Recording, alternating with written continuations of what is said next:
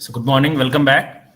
So in continuation to the previous class where we just talked about where object-oriented modeling will pitch in and help both the user or end user and the designer, even the analyst in between, to understand a given project in a better way, because we all know that a graphic is better than or worth 1,000 words. In similar manner, we are going to write or design diagrams which will help the all the stakeholders to come to a common understanding of the project, so that we can avoid any confusion between the stages of a software development lifecycle, not only on the stages but also with the people who are involved doing these activities. Having said that, we touched upon how object oriented technology is going to provide a seamless, rather flexibility in visualizing a given project using various objects and their notations and stuff. So in the initial status, we have discussed about various functionalities or rather classifications of an object-oriented programming methodology, and what are the major stages that involve in the object-oriented development, or for example, object-oriented analysis, object-oriented design, and object-oriented programming all will make a common called as a OO development. Okay. Having said that, let us come to the next concept, which is a modeling object-oriented methodology rather. Okay. So that's what we are going to talk today. So object-oriented methodology. So we know that object-oriented concepts such as abstraction, encapsulation, inheritance, and polymorphism majorly will help us to bind various classes and objects such that we can visualize a given project or a given product rather, or a given problem at least. So coming back to the software development life cycle, if any of you can quickly let me know what are the stages that you have seen in SDLC, probably that might help me to correlate to the object-oriented methodology. So may I have some inputs on SDLC stages that we have seen? Any of you?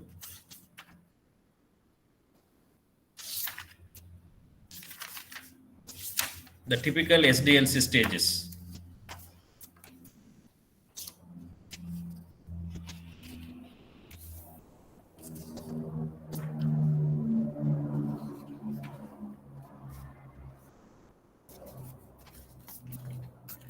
May I have some inputs? So starting, this is Kishan, sir. Yes, Kishan. Starting, it's first stage is like planning to get the requirement, then definition, designing, building, testing, and deployment, sir. And last is maintenance. After deploying, we'll maintain for future enhancement or any. Perfect. Yeah.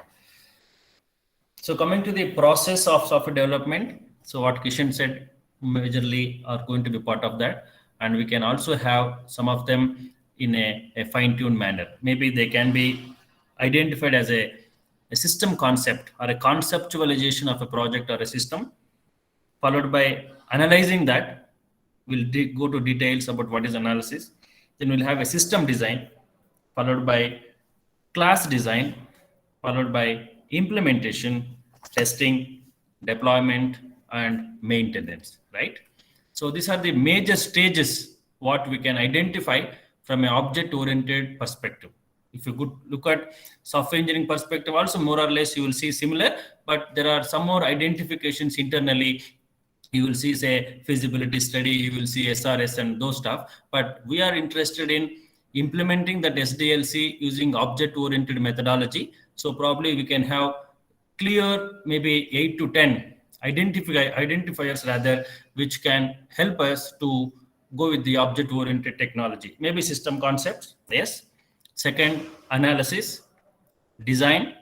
The design comes with a system design as well as a class design, followed by actual implementation, testing, then followed by maintenance. So after testing, we have to deploy that, post which we have a maintenance, right? In between, there is another important concept, which normally we give less importance, concept called as a training. It is not enough if we have a system in place, but the system should be known to the user. Maybe user like us or maybe end user like anybody else, or whoever is going to utilize the system or make sure that system is going to be up and running always, should also understand how the system is being built and how to maintain that, right? So in that case, we require some training to be given to the people who are involved or the stakeholders of the particular project. So given this scenario, we can have system concept, analysis, system design, class design, implementation, testing, training, deployment, maintenance. These are the probably 8 to 9 steps what you can keep in mind when it comes to object-oriented methodology. So let us go one by one. What do you mean by system concept? System concept is, let us say, we are going to develop a particular project or a product rather. System concept will be lying with the person or the customer, let us say client. A particular client, for example, someone wants to develop an ATM machine or some vending machine, let us say, and they are the people who wants to find a solution for the vending machine through a software package. If that is the case, they will be having a problem statement with them, how the vending machine should look like, and what is that is going to be vending machine is going to deliver, whether it is a chocolate or whether it is a juice or whether it is an item or whether it is based on the cash or based on the online transaction. There are so many other factors that a client will be having in their mind. So that is actually the system concept. So once they formalize their particular problem, let us say they go to a vendor like a company XYZ, they would like to have an interaction with them telling that, look, this is the concept we have, this is the requirement we have rather, can you help us in building a product? So what they will do now, they will have an analyst in picture. Maybe today's world, we call them as your project managers or maybe the team leads who are involved in identifying the client's requirements and analyzing the product. Majorly the analysis role is to bridge the gap between the client and the organization. For example, there is a person who is called as analyst. That analyst job is to understand the client's requirements clearly. There should not be any ambiguity, because he or she is going to be the liaison between the client and the organization or the development team. So if analysis is not done properly, or the analyst is not doing his role or her role properly, then probably the client expectations might not be met. Thereby, you will be losing your business. So analyst role is very, very crucial. That is the reason to go to analyst role. You will be having some good amount of interaction, some better communication, and you should be able to analyze and understand the requirements of a client. And you should also be able to tell the client that, okay, if this is the way, why don't you look at this option? So you should be technically good as well while analyzing or while promoting your own company or your own products, or while convincing the client in getting a solution. So at the end, you are responsible as analyst to make sure that client satisfaction is provided through whatever the service you are going to give. So analyst role is very, very crucial and critical, both from the client engagement perspective, also from the business perspective of a company or organization, right? So analyst, what he or she is going to do, they will be thoroughly having a system in place where they will interact with the client, maybe with the stakeholders who are involved in system concept at the client level,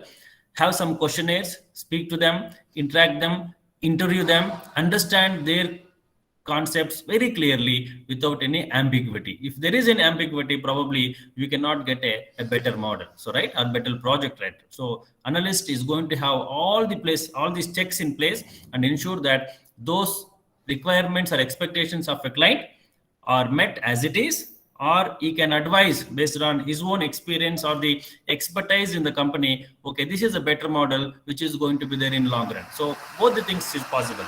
Nevertheless, analysis is a very crucial role in understanding the client's requirements, right? So once the system concept is available to the client, the analyst is going to be responsible to ensure that. So this is the place where your diagrams are going to make some sense. So analyst, after having understood whatever the client's requirement, he or she will write some diagrams, and these diagrams are called as a use case diagrams. So use case diagrams are mainly for the purpose of understanding the use cases. We use the word use cases many times in our IT world, where we want to understand the every nuances of the project of a given system concept and understand from the user perspective and also translate that to the design as well. So analyst is going to prepare use case diagram, and these diagrams are going to be useful both for the client so that client can visualize, yes, this is what I wanted. At the same time, the designer or the people who are involved in making the product, in reality, they're also going to get an idea, okay, this is how the expectations from the client, and let us take it to the next level. So in the system, when someone asks you what is the role of an analyst with respect to object oriented modeling, analyst role is no doubt is the liaison between the client and the design team. At the same time, he or she is going to develop or design diagrams which are nothing but use case diagrams. Use case diagram is developed by whom now? The system analyst. What for? To just give a clear picture about what is the user perspective. User means here a client perspective, and how the designer can take it to the next level. So that is very important stage of a software development life cycle. So once system concept is done, next we have a analysis. So as I said, the analysis is responsible for understanding, and he or she is going to create two models, one for the domain model, other one for the application model. So what the domain model is going to talk about, the domain model will just give a overall picture about how the system is going to work. That's what I mentioned about the use case diagram. Use case diagram will give you how the system is going to be visible both for the client or maybe to the designer. Next, we have an application model where we'll take it to the next level, the domain model, and we enter or we add some features into the model so that you can visualize. Maybe a simulation we can talk about, or maybe a prototype which you can say for the client so that client can visualize, okay, good, this is how my system is going to be looking like once it is built in reality. So domain model is like an encapsulation. It is going to give just a blueprint to the system, or maybe the client or the people involved in that, which you can do using your use case diagram. An application model is going to provide further more details, but definitely application model is not going to be the model which is going to be the reality model or implementation level. So don't get confused here. The word application means the whatever the product we're talking about, that is the concept of application we're referring here, definitely not in the real world. That means application cannot be built in real world at the analyst stage, right? It has to be given to the design team has to check what are the features from the technical feasibility perspective need to be added or deleted or modified, and go to the next architecture level, ensure that the model is brought into a proper reality or proper world. So probably that is the way we will talk about the reality. But here application model will add some more features, maybe a simulation model we can visualize at this point of time, or how the transactions are happening inside. We have taken here example of let us say a vehicle, automobile industry. What is the domain model we'll talk about? Domain model will give, okay, how this vehicle is going to look. If you take a car, how the car is going to look like. We'll get a feeling how the car is going to be, what type of facility it can give. But that is not reality, right? Whereas application model, you can have a simulation. Okay, if you build a particular car of this model, this is how it is going to look like, or this is how it is going to perform, or this is how it is going to provide a tangibility to you. So all those things can be visualized, but definitely that is not a reality. That is only a simulation perspective or an understanding perspective, because analyst role is to understand the client's requirements, ensure that client requirements are properly taken by the team of analysis, and later it is given to the design team without any confusion. So if that is the case, analyst has to ensure that by providing these models, look, this is what we expected, right? Ensure, fine. Next, look, this is what required by the client, try to build this. So this is what the licensing that is being done by a analyst. So he or she has to make sure that the models are properly understood and properly provided as per the requirement. We'll go to the models later, but right now the domain model is an overall picture. You can talk it as a blueprint. There's application model, maybe a simulated system, what is you are going to provide to the client. So this is the second stage, that is a system concept is over. Now analysis is done now. Next we have the design. So here design, as I said, two types of design will come in picture. One is the system design, other one is a class design. So system design again is a complete perspective or a complete understanding of the analysis stage will be taken to the next level. Maybe the people who are involved in creating coding or maybe taking to the next level, they will be identifying from an architecture perspective, because analyst doesn't have much idea about technically. He or she is worried about, can we deliver a product what is required by the client. So there ends the concept, and they will come without any ambiguity what is required or expected by the client. That's all. Technical feasibility or technically what is best, they may not be knowing. They might just give a theoretical concept, but practically the system design team has to look at the whether this particular product is viable or this particular product requires any changes that analyst has brought in, or they need to discuss. So again, the design team may have to have a discussion or a dialogue with both analyst as well as the client if some fine tuning need to be done. So system design is the role of the system design stays there. That is understanding the analyst perspective and getting into the shoes of a client and making sure that they understood well, and any changes need to be done, probably they have to communicate back to the both analyst as well as the client. Once that is done, you'll get a complete blueprint. Yes, now there is a point where you can take this to the next level, that is our actual design level or maybe the next implementation level. So in between, we're adding a concept called as a class design. So class design, since we're talking about object-oriented methodology, up to the system concept, analysis, system design are part of your software engineering in general. But we are talking about object orientation for this particular process of identifying the solution. We are bringing a class design. So class design will give a overall picture how the interactions are going to happen, how each object is going to be like it's, you can imagine like ER diagram. What is ER diagram for you in DBMS?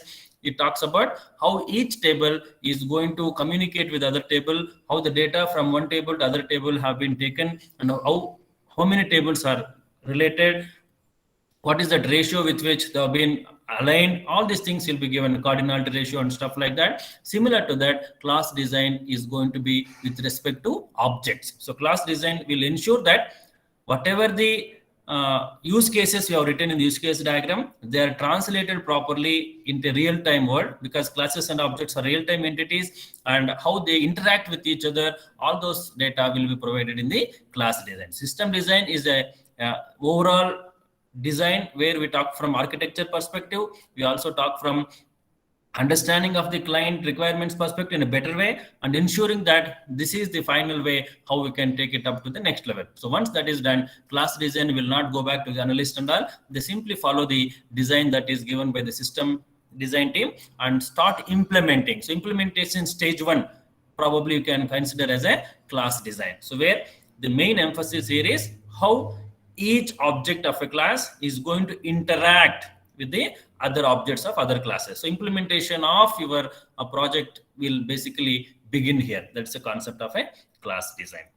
So once that is done, obviously the next stage is going to be implementation. All your developing team will come back, make their hands dirty, and ensure that implementation takes place, and they will make sure that whatever the analyst expectations, whatever the client expectations are there, and whatever the analyst has promised them they are going to do, whatever the system designer has made sure that yes, this is how we should be doing, and probably implementation stage will ensure that that has been realized. So you want to have a ATM, probably you can see the ATM mission. So ATM mission is not only software, it also comes with various other aspects. So that's how the final implementation. You can't say that I'm going to give a software solution. No, you have to provide a complete solution. If you take up a job of a ATM system management, you should provide not only a solution or software for ATM management, but also with the hardware with which that ATM machine is going to work. So that is how the finest level with which client is going to expect. Client cannot go to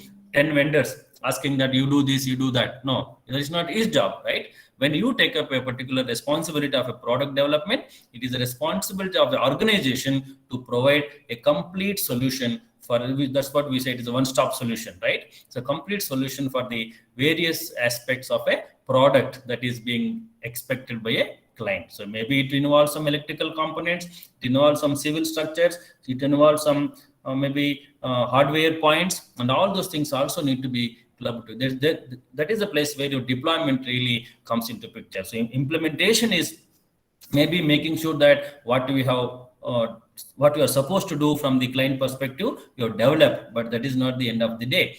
Next process is very important. That means, okay, how are you going to make this feasible for the outside world, in a realistic world rather? So how is this being used by the various end users? Okay, that's what I was using the word yesterday, user and end user. Maybe the client is a user for you today, but end user may be the layman, the last mile person who is going to make sure that this product is good for them. I don't know if you remember, when ATM came into picture almost a decade back, we had so many challenges. We used to insert a card used to struck, card never used to come back, money used to come, but money never used to come to the hands of the person. It used to go back to the system. We have so many challenges we had, but today 99.999% ATMs are as foolproof as anything, right? Because the maturity came into picture, and today we have the technology, and your money is not lost and your cards are not lost. There are so many backbone or the support material we got from the ATM. So initially there might be some challenges because new products, new innovations will have their own challenges and hiccups, but over the run or long period, definitely they all get matured and systems will be there with us to help us. Okay, this is how the things happen. But initially, yes, we should make sure that to the best of the knowledge and to the best of ability, the product is developed by thinking various aspects and corners of a particular product and ensure that client is given a better project. So once we implement now, next comes your deployment. Once deployment is done, so probably you have to make sure that people who are involved in that maintenance are also trained so that maintenance becomes easy. These are all the various stages which we refer as a software development life cycle. But from the object-oriented methodology perspective, we have a system conception, we have analysis. In analysis, we have seen domain model and application model. Comes from next level is a system design, class design, implementation, next testing, training, deployment, and comes the maintenance. These are the 8-9 stages what we should remember from a object-oriented perspective. This is just a glimpse of them, which is given because this is a initial discussion on the OOMD. Okay. So this is how we have seen as far as the object-oriented methodology is concerned. So any doubt so far? As far as the OO methodology is concerned. So if you can recap what you have studied for last 1.5 hours, you just looked at object orientation in a greater detail, how this object orientation is going to ensure that software engineering is easier. How it is going to ensure? By providing various visualization. What is that visualization? That is to various diagrams. What are those diagrams? That use case diagram, class diagram, sequence diagram, activity diagram, state diagram, component diagram, deployment diagram. There are so many diagrams available, but our interest is mainly on use case diagram, sequence diagram, and class diagram. Next, we will also see state and active diagrams as well. But these 3 to 5 are very important. This is what our learning we are going to do from Thursday onwards on the laboratory, right? We'll look at them as well. So from Thursday, we'll have a lab at 1:45 to discuss about the software that will help you to visualize how OOMD can be used as a tool as far as the development of your, or maybe the understanding of the product is concerned. As I said, analyst. If you are analyst, what diagram you should be writing? You should be concentrating on the use case diagram. If you are a developer, what diagram you have to look at? You should, if you are a designer, you should look at the class diagram and maybe to some extent sequence and state diagrams. Once that is done, probably you can go to the development stages. If you are a coder or maybe implementer, what you can do, as I said, forward engineering. We have a diagram ready, class diagram, convert that into a skeleton of code. Only you have to add some basic fundamentals or basic functions into that. Otherwise, the skeleton code is available. All this you can visualize through this. Probably you should let us know if you, as we learn maybe next 3-4 weeks in the laboratory, how to do all this. Okay, so understand them and try to implement one of the projects are given to you as a skill development activity. So with this, probably we'll get into the modeling concept, because our concept is modeling. We are going to model because our RationalDough software or any software that we are going to use, they are going to help visualize the model, right? The actual implementation is something different, but we are going to visualize and help the all the stakeholders involved in this process of SDLC, how they can understand the project properly without any ambiguity. That is the main concern behind this having this particular object-oriented modeling. So there should not be any doubt how each stage or each person involved in the stage is taking the project to the next level, because you have seen so many models.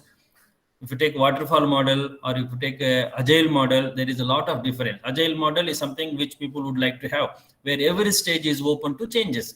But if you start changing from stage 1 till stage n very frequently, then you cannot visualize the project, right? So agile is required, but not at every stage. If you do that, probably you will be losing the focus and your time will be killing, and you will not be able to make a cut in the market. So waterfall model is required to some extent in some places. Spiral model is also required in some extent to some places. So this all depends on what type of product you are developing, what is the flexibility that has been brought into the product, and how frequently you can keep changing the project, and what is the technology that is there with you, which is going to allow you to have a agile methodology. Agile may not be apt for everything. So all these things you have to take care. So you as a designer, you as a part of the team of analysts, you as a part of team of implementers or coders, you have to take a very cognizant call, making sure that whether one of these models like waterfall model or COCOMO model or agile methodology or spiral model, which is going to be suitable for this. So that depends on the client changes as well. Client might say that today I have some vague idea, tomorrow I don't know, it might change. So you can't fix for a waterfall model, right? Because idea is not right there. Idea is still going to evolve. If that is the case, you should be as agile as the client now. So for that, you have to provide a agile methodology. Then what is waterfall model for? Which example you can consider, where someone has a very clear concept. This is what I want at this stage. This is what I will be expecting in the next stage, and I am not going back. What I say today is a final. Probably we can fix it in the waterfall model. So like that, we have various models which you already seen from a software engineering perspective. You take that model as a basis for you. And as you go in the development of a life cycle of a product, you may be flexible enough to change to the requirements. All that depends on the type of technology that is providing flexibility to you. But nevertheless, the model what we are talking here is not the model what you are talking about as a waterfall model. This model is a visualization. Modeling and simulation, if you have heard, that is a model what we are talking about. Or also, I told yesterday, making a model which is validation and verification. Are we building a model right? Are we building a right model? So this maybe English is different, but they make a lot of change. If you're building a model right, that means you understood something and that model is coming right. Or are you building a right model? So basis the question itself, have understood the problem first. For making something else, you are making something other than that. If that is the case, your model is wrong. So we have to ensure that whether our models are correct. Once model concept is clear, next will be easier, because you need not look back and redo things what you already done, right? So that is the concept with which modeling is considered here. So if you have no doubts, probably we can move on to the next concept, that is modeling. Any doubts so far? Are you okay? No, sir. Yeah. No doubt. Fine. Anyhow, these are all very basic concepts for the theory, but as you get into the actual subjects, probably we can discuss in detail. Now, modeling as a design technique. So how are you going to use model now? Here is now modeling is going to help, or model rather is going to help you as one of the fundamental block for your actual design. So what is the design? You are going to put a lot of efforts. You are going to ensure that the technology, what you have at your front, is being used to ensure that the client expectations are met. But you cannot directly jump from client expectations to design stage. That is the reason why if you look at just now, system concept, in between system concept and design, we have one analysis and a system design. These two things are going to be very important, and both the cases we are going to have various models. So design always requires a model as a supporting material, so the design becomes easier. Not only easier, we are not looking at the ease here, we are looking at the way how your client requirements are going to be portrayed in the real world. So design cannot directly jump from analysis, from understanding problem of a client to design aspect. We need some supporting material that comes in the form of a model. If you show a model to someone, probably he or she will be able to appreciate. Look at this diagram. This is a model, right? Someone has given a 30-40 site for me, and I would like to construct a house. What is my best way to do? I might consult a person who is involved in drafting or drawing or providing some good solution, telling that, okay, look, what are your requirements? No doubt it is 30-40 site, but we need to know the requirements of the client. I say, I require, for if you look at this example, I don't want to have what you call current in my house. I want to depend on only solar energy. See how beautifully it has been constructed. The car shed has been provided, not only shed, but also with the solar power system. So there are multiple. So that I may not be knowing as a client what is best in the market, what type of technology is available. My only interest is I have some money. I want to construct a house in a given area of a land, maybe 30-40 or 40-60. But the person who is going to help me with the proper design is a architect. The architect will come back and saying, look, if you use this particular technology for your cost, this is how it is going to benefit you. It is going to meet your requirements. So you may not be getting 100% model, but at least close to your expectations, because there are so many constraints. What is a constraint? Area is a constraint, then locality is a constraint, and your cost is a constraint, and the availability of material at your place is a constraint. Suppose you want to construct a house at hilly areas, you cannot construct a RCC roof. The roof should be like this, where you have a very slant position, so tangent will be maintained, water that falls on the roof will go down. But if you are constructing a house at normal places, yes, so there are so many constraints that decide a house construction, right, or a building construction. So who is going to help you properly? Even the soil strength, how good the soil is. You want to build a house in a desert, it is a different. They want to build a house in a normal soil is a different, right? So there are so many aspects. That's what we say. It's a constraint. So you as an analyst or a design of a software project, client will have so many requirements and expectations. You cannot fulfill all of them.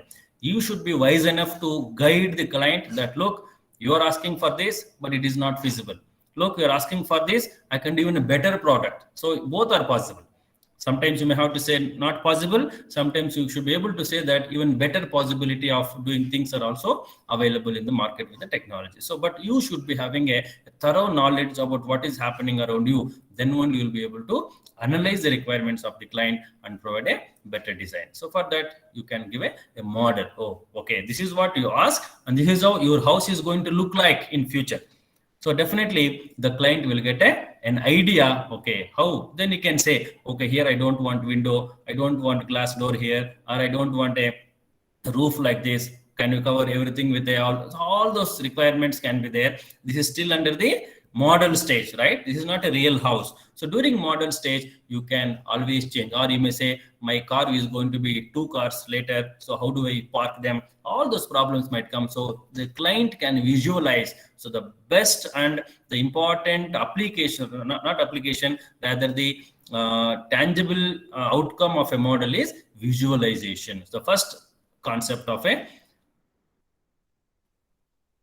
model, or the first advantage of a model rather, is a knowing how your real product is going to be visible to you. So visualization is very important. So I'm going to feel how this particular product is going to look like for me. So that is how the modeling is. So model is all about providing a simplified version of your real-time product. If the real-time product, how it is going to look like. So that's how the model is going to look for you. So model is very important in the huge projects, or maybe whenever you are involved in a real-time projects. Better to give a model so that let the client feel or understand what he or she has asked for is available or not. Any fine-tuning can be done. All these things are possible, right? So that is how the model is. Model is going to be a real-time replication, of a real-time world, I can say, as a model, because this is how we are going to visualize that. So first benefit or advantage of modeling is a visualization. It is going to provide a particular blueprint for your system, right? So I will just see where that word is available to you. This is another car. How do you visualize car now? So this paper, on this paper, we are able to see how this car is going to look like. So automobile industry, if they want to prepare a car, I don't know whether you have heard about a nano car, right? Today it is not in the market, but maybe a decade back, when Ratan Tata came to one of the auto expo in Delhi, he proudly said, I'm going to provide a car to the common man of India within the budget of $1 lakh. At the time, everybody laughed at him, telling that how is it possible to provide a car that to less than 1 lakh and provide a better mileage and stuff. He could say that with authority only because he has understood that car of that capacity is possible, not by building that, but visualizing through simulation. So technology has helped him to understand whether a car of that nature is possible or not. So that's how the model is going to provide you benefit in the business world. So you may not be able to see it in reality. You might say 1 lakh, it might go to 1,20,000. That's what happened in reality. He said it is 1 lakh, but it went up to 1,15,000 at the time. So 15% increase, fine. But that is how he could say that, yes, around that 1 lakh rupee, I can provide a car. And he also said it is a family car where 2 plus 1 can 2 go or 2 plus 2 can travel. And he said that it will give a mileage of say 20 kilometers. All those things were possible with a plus or minus 10-15% of difference. That is possible. But how could he say? Not by building a real-time car like Nano, but only going through the simulation like this, or visualizing things like that. So this is how the advantage we have in the model. It will not only visualization, but also provides the clarity whether you can have a application of your thought. So this is how the models are going to help us. The need of modeling in the exam, they might ask you, what is a model? What is the need for a model? So a model is nothing but a real time or the replication of a real world objects is nothing but a model for us to understand. But if you look at the importance or need for modeling, to just get a complete visualization of a system, which you need not have them in reality, but you can still feel tangible is possible. You can visualize that. And you can also feel how the behavior, as I said in the automobile industry, how the car is going to behave, how the car is going to provide the mileage for me. You can do that. So simulation, it is possible, or modeling, it is possible. So visualization and also getting the behavior of a system, we can say it is a, if not real time, at least the complete behavior of a system, how the combustion works on automobile, how building, all those things we can look at. And it will provide a structure for you, a template rather, which will help you, okay, if this is the problem, can I increase the width of a vehicle, or can increase the house for some other aspect. So model will also provide a room for modification through a template, or room for any enhancements further. So not only visualization, not only the behavior of a system, but also provision for having a better real-time product. And of course, you can understand the nuances of a model and ensure that they can be used in a better development of a product. So model is just a model. It is not going to be real time, right? Whatever the challenges you have in that, probably can mitigate that and ensure that your real model is actually a good model. So this is how the modeling is going to be permitting or helping people like you who are involved in the design of a particular system to understand and ensure that the client requirements are done. So everything is revolving around a visualization, right? So that is the aspect where your object-oriented modeling has come into picture. So modeling is the right word today with this object orientation, simply because it is going to provide a visual effect. How? Through various diagrams. So that is the concept of a model. So what is a model now? A model is just a replication of a real-time objects or a real-time system. That's what we can look at as a model. And what are the various benefits of a model or a need for a modeling? It is going to provide a visualization of an existing system, a proposed system. Second, it will provide a behavior, not only static model, it also provide the dynamics of the system. And also it provides a structure about how the system is going to look like. And important is it provides a way to enhance the product, or it is going to provide a information for us so that we can make the product better. So this is how it is going to be helpful as far as the model is concerned in the design aspect. So that is how a model has been described. And as you know, all these diagrams, maybe use case diagram, sequence diagram, class diagram, collaboration diagram, all those diagrams are nothing but models for you at different stages. As I said, if you are doing analysis, you might use case diagram. If you are doing a design, you might use a class diagram and a sequence diagram. If you are at implementation stage, you can make use of this collaboration diagram or component diagram and ensure that you are developing a good product. Once implementation is done, deployment diagram might help the people involved in the deployment. There are every stage we have a various diagrams. So these diagrams will ensure that the right from the client's requirements till the maintenance, implementation, deployment, and maintenance, everything is seamless. There is no room for a much confusion and there is no ambiguity. That is the main idea behind this diagram or a modeling, right? So just now we have seen the purpose of modeling. We have seen, right? It can be visualization, it can be simulation, it can be communication, because you are understanding how the product is going to look. So as a team who is developing a product, I'm able to communicate with you, look, this is how your project is going to be looking at. And it's going to reduce the complexity, because by building that, you're able to understand, okay, if this is the case, I may have some challenge. Just now we have seen a house construction. There is one house where one car has been parked. Maybe thinking future ahead, you may expect that 2 more cars might come. Accordingly, you may put a floor level type of. So complexity can be reduced at this point itself. So these are all house products, but look at the technology products. Technology products cannot be changed overnight because you're all depending on the technology, and so many customers are waiting for the technology. Even 1 second something goes for the technology, you will be in trouble. So you cannot take risk. So how to reduce the complexity and better understanding of the problem, that is very important. That's what I've seen in the previous slide as well, where by building a simulation concept or by building a model, you can understand how the model is working. You can make a note of how things are happening. You can fine tune. By understanding the problem, you can fine tune the system. So these are the various purposes or various advantages we can have rather from the modeling perspective. So any doubts on up to this?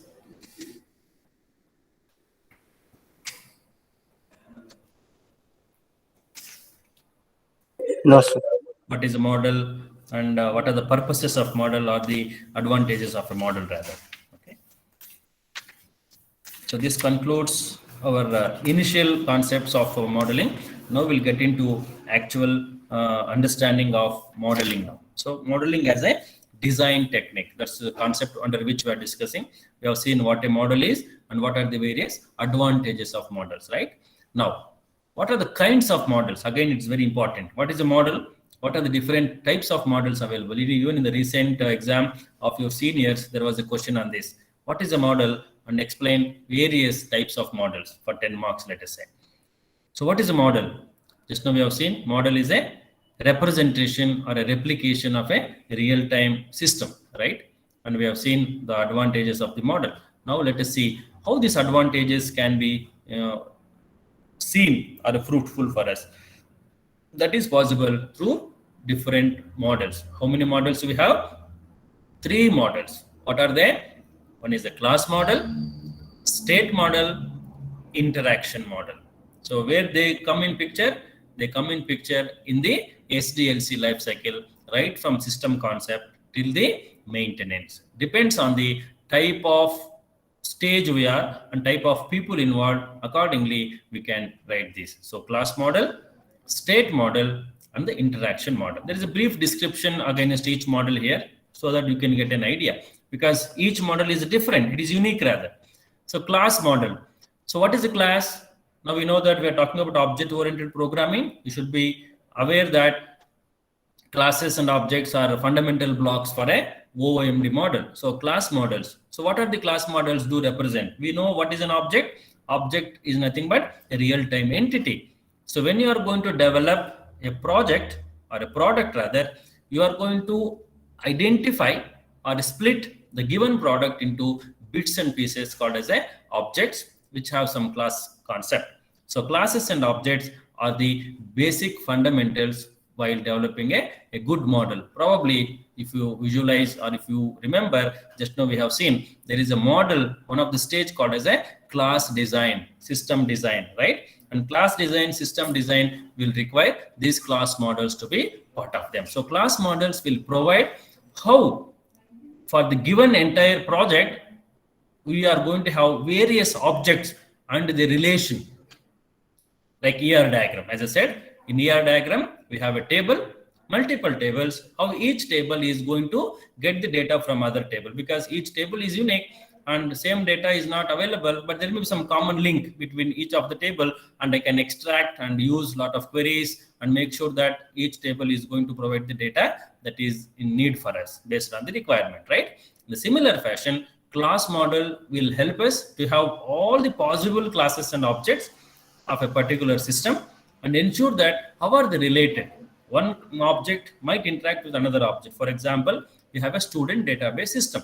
In student database system, we have a model where we have a student object, we have a subjects object, we have a examination object, we have a marks object. There are so many objects, and each object of this need to be connected for one or other way, like a ER diagram. So we call that as a student class model. So student class need to interact with the examination for some purpose.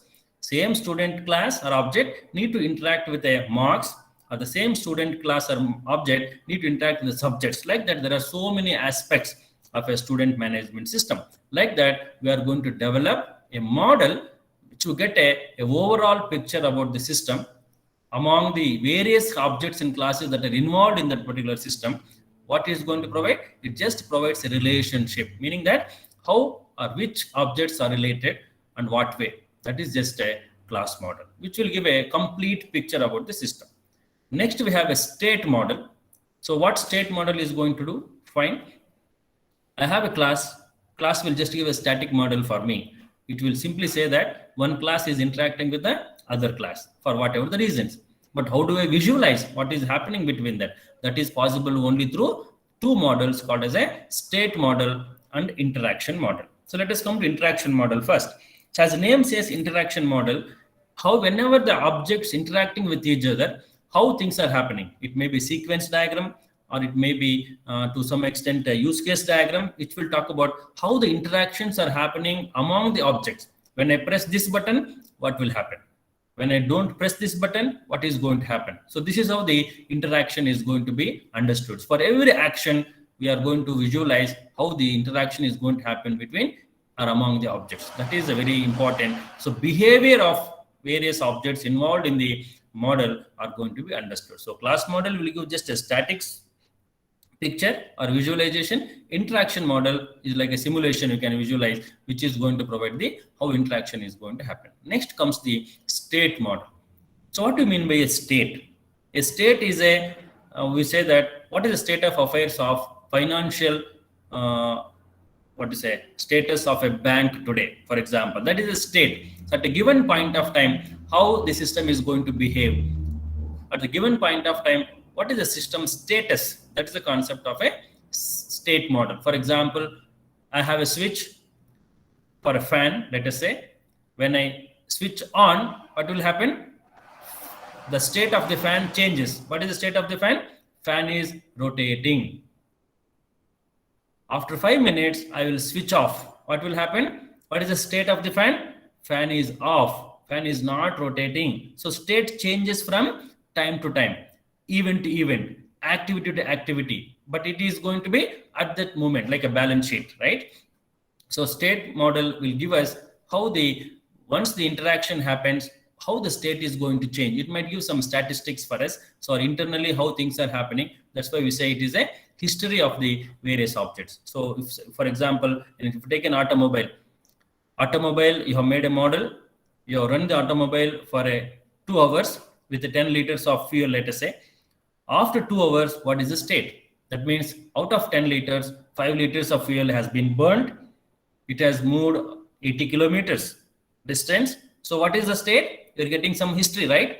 In some interaction has happened, you're getting some statistics. So state of the affairs of that model at a given point of time. That is the concept of a state model. So once you prepare a class model, which will provide the overall picture about how objects are related rather, interaction model will actually provide the actual interaction or communication that is happening among the objects. State model will give you the picture at a given point of time, because models are going to be made real-time objects, and real-time objects are dynamic in nature. So if you take a particular system in place, and after some time, how it is going to happen? What is the output? What is the feedback? How the model is, how the system is going to mature? All those statistics, the state of affairs at a given point of time, which is a time-bound activity. So state model will provide us those details. So this is how the models are. But all these three models are going to be very, very important while developing a particular project. One is a class model, state model, and interaction model. So we discuss all these three models in our journey. What is the relation between these three? Are they related? Yes, of course. As we know, class model will talk about the relationship among the classes or the objects. Interaction model will talk about the interaction among them, and state model tells about as they interact with each other, how the data is getting changed, how the functionality is going to change, all those things. All the three models are related. Even though they look unique, they look specific, the relationship between these three still exists, meaning that all these three rather are important in understanding a complete system. So that's how the system is being built to understand, and these three models are going to help us. So with this, probably we look at the concepts basically that we have in the syllabus, where we talked about object orientation, object development, and methodology modeling, and we have seen modeling as a design technique through these three models. So this will constitute the basics of your understanding of the topic. Probably you will appreciate from next class onwards as we get into class model, state model, interaction model in detail, right? So with this, I will stop the today's class, where we have seen in detail about how classes are provided and how objects are interacting with each other as a model point of view. But now we'll go in detail and understand how they are going to be done, right? So this is how it is going to be, and I will conclude today's class with this. And if you have any doubts, please let me know. Meanwhile, let me have the attendance. Hope you understood something today.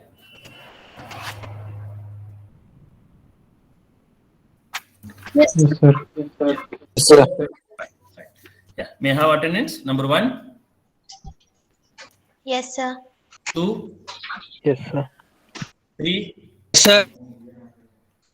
4, Yes, sir. 5,